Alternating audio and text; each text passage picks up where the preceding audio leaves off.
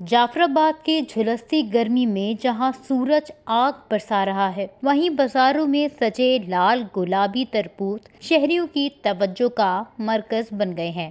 برف کی سفید چادر میں لپٹے یہ رسیلے تربوز نہ صرف گرمی کا زور توڑ رہے ہیں بلکہ ہر گزرتے شخص کو اپنی جانب کھینچ رہے ہیں۔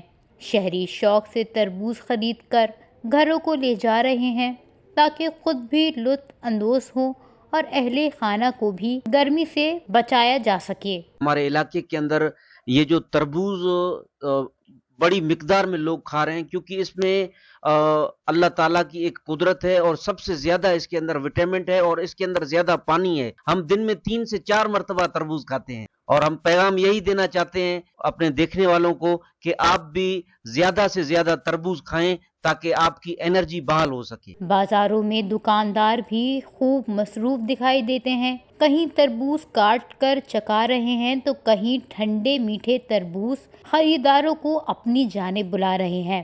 دوسری جانب ماہرین صحت نے شہریوں کو خبردار کیا ہے کہ صرف معیاری اور قدرتی تربوز خریدیں، کیونکہ بعض بیپاری مضر صحت انجیکشن اور کیمیکل کا استعمال کرتے ہیں جو انسانی صحت کے لیے نقصان دہ ثابت ہو سکتے ہیں۔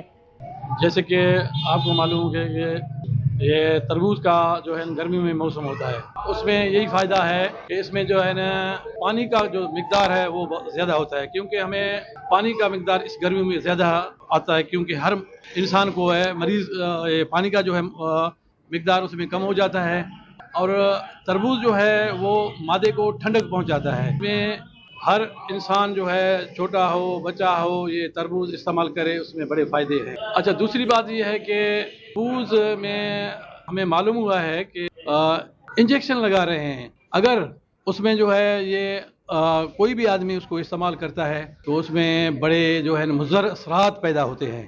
گرمی کے موسم میں تربوز شہریوں کی پہلی پسند بن چکا ہے، مگر ضروری ہے کہ خالص، تازہ اور معیاری پھل کا انتخاب کیا جائے۔ وش نیوز، جعفر آباد، بلوچستان۔